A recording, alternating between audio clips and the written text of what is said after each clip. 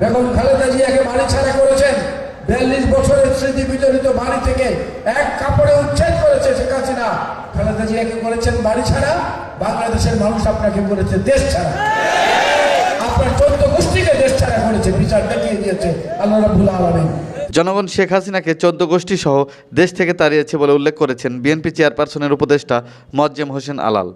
আজ সিরাজগঞ্জের শাহজাদপুরে আরাফাত রহমান কোকোর 10ম মৃত্যুবার্ষিকী উপলক্ষে স্মরণ সভায় তিনি এই কথাগুলো বলেন। বুধবার 29শে জানুয়ারি বিকাল 4টায় আরাফাত রহমান কোকো স্মৃতি পরিষদ শাহজাদপুর উপজেলা শাখার আয়োজনে পৌর শহরের সরকারি মডেল পাইলট উচ্চ বিদ্যালয় প্রাঙ্গণে এই স্মরণ সভা অনুষ্ঠিত হয়। সিরাজগঞ্জ জেলা বিএনপির প্রধান উপদেষ্টা ডক্টর এম এ মুহিতের সভাপতিত্বে প্রধান অতিথি হিসেবে উপস্থিত ছিলেন বিএনপি চেয়ারপারসনের উপদেষ্টা সৈয়দ মোয়াজ্জেম হোসেন আলাল। প্রধান বক্তা হিসেবে উপস্থিত ছিলেন আরাফাত রহমান কোকো পরিষদ কেন্দ্রীয় কমিটির সভাপতি আলমগীর হোসেন। অনুষ্ঠানের শুরুতেই পবিত্র কোরআন তিলাওয়াত ও দেশ ও জাতির কল্যাণ এবং আরাফাত রহমান কোকোর আত্মার মাগফিরাত কামনায় মোনাজাত করা হয়। পরে সভাপতি, প্রধান অতিথি, প্রধান বক্তা, বিশেষ অতিথি সহ অন্যান্য অতিথিদের ফুলের তোড়া দিয়ে বরণ করে নেওয়া হয়। বিশেষ অতিথি হিসেবে উপস্থিত থেকে বক্তব্য রাখেন সিরাজগঞ্জ জেলা বিএনপির সাধারণ সম্পাদক সাইদুর রহমান বাচ্চু, আরাফাত রহমান কোকো পরিষদ কেন্দ্রীয় কমিটির সাধারণ সম্পাদক শফিকুল ইসলাম রাহি, উপজেলা বিএনপির সভাপতি ইকবাল হোসেন হিরু, সাধারণ সম্পাদক আরিফুজ্জামান আরিফ, যুগ্ম সাধারণ সম্পাদক আব্দুস সালাম, রাজশাহী বিভাগীয় সাধারণ সম্পাদক মাহবুর রহমান, সিরাজগঞ্জ জেলা শাখার সভাপতি আসাদুজ্জামান আসাদ, পৌর বিএনপির সভাপতি ইমদাদুল হক নৌশাদ ও সাধারণ সম্পাদক হাজী আয়ুব আলী সহ উপজেলা বিএনপি এবং অঙ্গ ও সহযোগী সংগঠনের বিভিন্ন স্তরের নেতৃবৃন্দ। অনুষ্ঠান চলাকালীন অঙ্গ ও সহযোগী সংগঠনের নেতাকর্মীরা বেশ কয়েকটি মিছিল নিয়ে স্মরণ সভায় অংশগ্রহণ করেন। রাজীব আহমেদ রাসেল, প্রত্যাশা নিউজ, শাহজাদপুর, সিরাজগঞ্জ।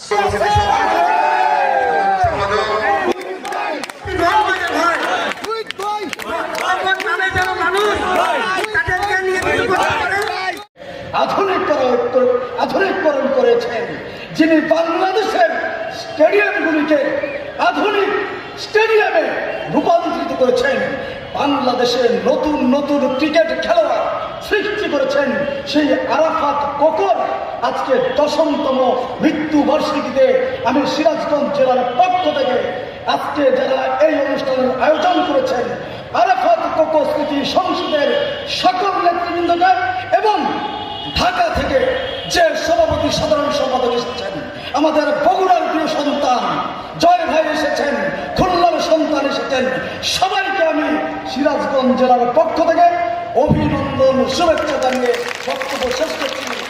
সামগ্রিকভাবে শুধু রাজনৈতিক প্রতিহিংসার কারণে এত অত্যাচারিত হয়, এত কষ্ট পায়, এরকম উদাহরণ আর নাই। কিন্তু এর ঠিক পাশাপাশি যদি দেখেন যে এই কষ্টের কোনো অংশ তারা তাদের নেতাকর্মীদের সঙ্গে ভাগ করেননি, নিজেরা বহন করেছেন। এইটা হচ্ছে আরেকটি ব্যতিক্রমী পরিচয় এই পরিবারের। কখনো নেতাকর্মীদেরকে কষ্টের ভাগ দিতে চাননি।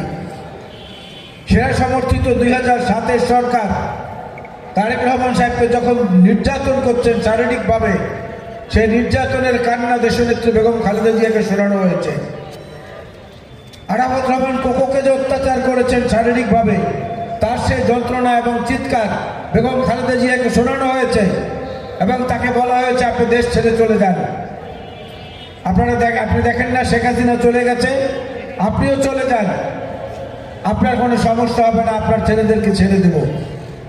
বেগম খালেদা জিয়া তখন বলেছিলেন 2 সন্তানের জন্য আমি আমার রাজনৈতিক আদর্শকে ত্যাগ করতে পারি না। এই বাংলাদেশের 17 কোটি 16 কোটি মানুষ সবাই আমার সন্তান, দেশের বাইরে আমার কোনো ঠিকানা নেই। বরং তিনি তখন বলেছিলেন শেখ হাসিনাকে দেশে ফেরার সুযোগ দেওয়া হোক, শেখ হাসিনাকে দেশে এসে রাজনীতি করার সুযোগ দেওয়ার দাবি জানিয়েছেন দেশনেত্রী বেগম খালেদা জিয়া। 2 ছেলের মুক্তির কোনো দাবি কিন্তু তিনি করেন নাই এবং 2 ছেলের অত্যাচারের যন্ত্রণা সহ্য করেও একজন মা হিসাবে প্রমাণ করেছেন তিনি বাংলাদেশের 16 কোটি মানুষের জননী। শুধুমাত্র তারেক রহমান এবং আরাফাত রহমানের নয়, সবাই জানেন এই ক্রিকেট পাগল মানুষটি আরাফাত রহমান কোকো অত্যন্ত স্বল্পভাষী ছিলেন, খুব কম কথা বলতেন, মাথা নিচু করে হাঁটতেন এবং কারোর সামনে নিজের পরিচয় দিতে সংকোচ বোধ করতেন। তার সততা, তার দেশপ্রেম, তার সাহসিকতা, বেগম খালেদা জিয়ার এই দেশের জন্য যে ত্যাগ, একের পর এক ত্যাগ, বেগম খালেদা জিয়াকে বাড়ি ছাড়া করেছেন, 42 বছরের স্মৃতি বিজড়িত বাড়ি থেকে এক কাপড়ে উচ্ছেদ করেছে শেখ হাসিনা। বেগম খালেদা জিয়াকে করেছেন বাড়ি ছাড়া, বাংলাদেশের মানুষ আপনাকে করেছে দেশ ছাড়া। আপনার 14 গোষ্ঠীকে দেশ ছাড়া করেছে, বিচার দেখিয়ে দিয়েছে আল্লাহ রাব্বুল আলামিন যে বিচার কিভাবে হয়। সুতরাং এখনো সাবধান হন। আওয়ামী লীগের বন্ধুদেরকে বলবো, রাজনীতি করতে হলে আগে মানুষের কাছে ক্ষমা চেয়ে তারপরে আসতে হবে। আর আমার বক্তব্যে সমাপ্তিতে বলবো, কিছু দল আছেন যে দলগুলোর মূল জন্ম কিন্তু পাকিস্তানে, তাদের মূল নেতা পাকিস্তানে, বিএনপির রাজনীতির নেতা কিন্তু বাংলাদেশে, এবং বিএনপির রাজনীতির নাম হচ্ছে বাংলাদেশি জাতীয়তাবাদ। জনাব আরাফাত রহমান কোকো মরহুম, তো তাকে আমরা স্কুলে যখন আমরা পড়ি, এই কথাটা বলতে চাচ্ছি, উনি কেমন মানুষ ছিল আপনাদের বুঝতে সুবিধা হবে। তখন আমিও ছোট, উনিও ছোট, আমরা সবাই স্কুলে পড়ি। সম্ভবত আমি ক্লাস 8-9-এ পড়ি, উনি হয়তো 7 বা 8-এ পড়েন। এবং ওই একটু আগে আমার ধারণা আমরা 5-6-এ পড়ি, এরকম সময়। ওই সময় শহীদ রাষ্ট্রপতি জিয়াউর রহমান উনি বেঁচে আছেন, উনি বাংলাদেশের রাষ্ট্রপতি।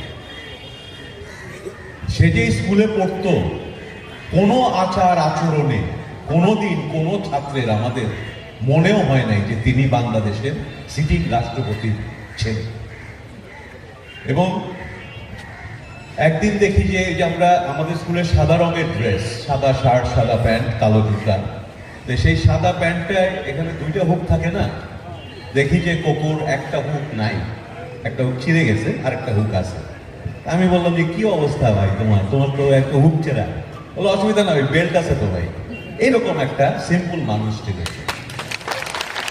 তো আমরা ওনাকে বেহেশতে নসিব করুক, ওনার বিদেহী আত্মার মাগফিরাত কামনা করি, ওনার জন্য আপনারা দোয়া করবেন ওনার জন্য।